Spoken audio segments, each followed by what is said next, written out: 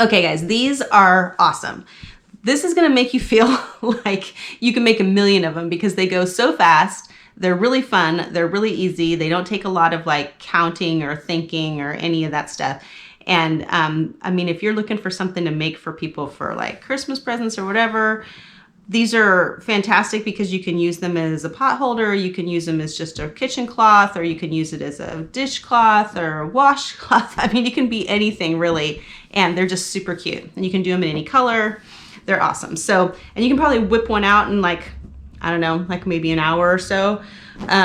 They're pretty easy. So I'm gonna go ahead and get started with the pattern. I'm gonna, again, post the pattern in the description of the video so that you can follow along. Or if you're just better at reading patterns, you'd rather just read the pattern and do what it says rather than watch me, that's cool too. Whatever works best for you guys. So it tells you to start off with a chain 14 and then slip stitch, and you're gonna make a loop. So we're gonna make this loop right here. Oh, it actually says to use a 3mm hook, and I'm using a 4. So I think 4 is fine, which is what I used on that one on the cloth. So we're gonna do chain 14. 1, 2, 3. Okay, and then you're gonna go around, grab the original chain, and you're gonna slip stitch into that just to connect the circle, if you can get the yarn. Okay, so grab the yarn, pull it through both. That's a slip stitch. And then we're gonna go ahead and start the next one. So chain 1. So basically you've done 1 round by chaining. Chain 1 up, and then you're gonna single crochet 22 into this loop. So you're just gonna go around the outside of the loop. So 1,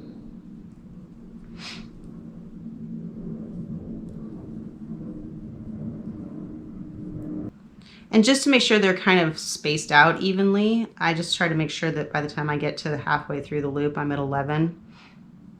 And I'm not even close. So let's make sure these ones aren't too stretched out. 1, 2, 3, 4, 5, 6, 7, 8.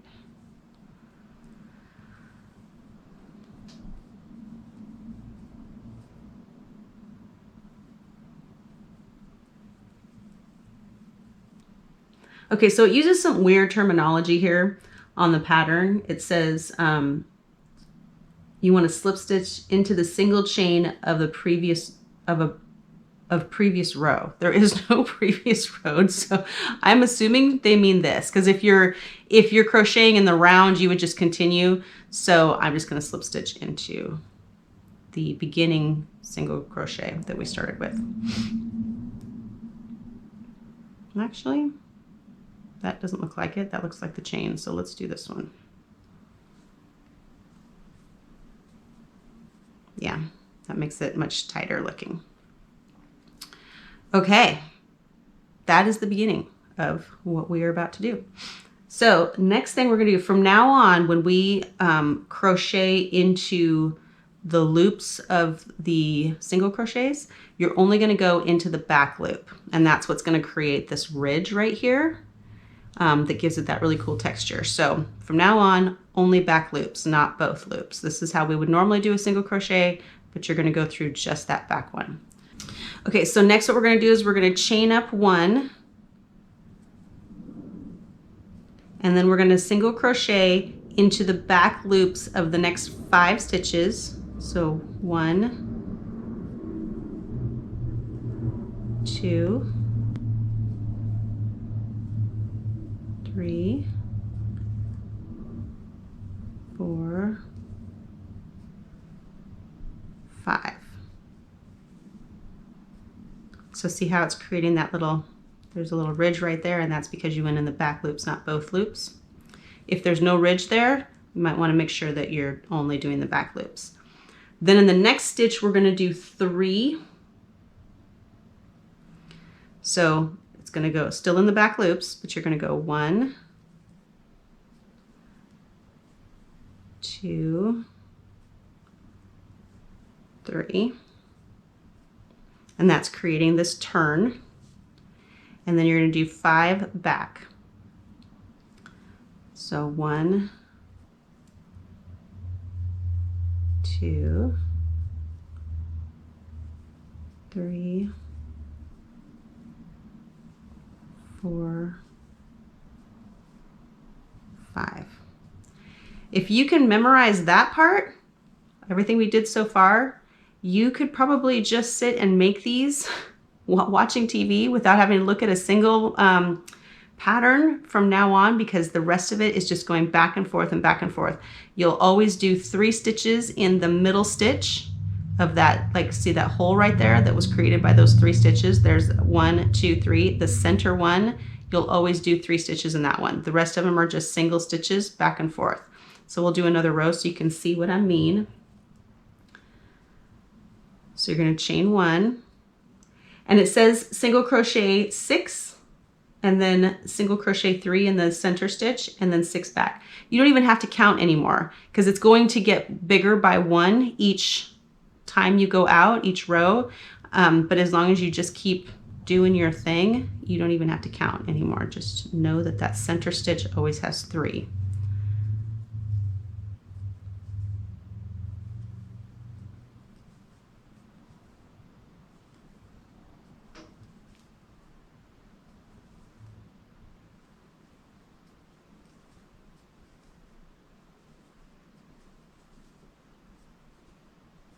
There's the center stitch right there.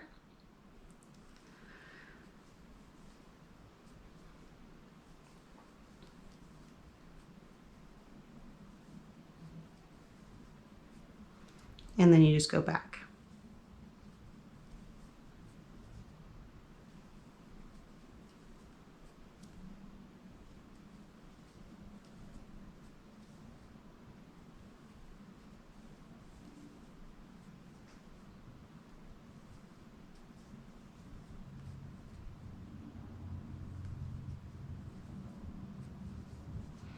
And then just chain up 1, turn and go back the way you came. This time, instead of being 6, it'll be 7 stitches on each of the sides. Just know it goes up by 1 each time. So if counting helps you to know where that center stitch is, then you can do that. 1. Okay, there's the center one. We're gonna do back loop only, and we're gonna do 3 in that one. 1, 2, 3, and then back for 7. Okay, so I think you kind of understand how it works, but just go back and forth until you make it as long or as big of a square as you want it to be. On the pattern, it said to do 15 ridges. I think I ended up doing 14. I don't think I read that. I think I just did whatever felt right. 1, 2, 3, 4, 5, 6, 7, 8, 9, 10, 11, 12, 13, 14. Yeah, I just did 14, so I guess I could have gone one further. Whatever just looks square or pretty to you, then just do that. And then you just finish it off just like we did the other ones. You just chain 1, or you, just chain 1 and then cut a piece and then weave in your ends. So I'll show you when I get done with this one, the end of it, and then I think that'll be the end of this video. Yay!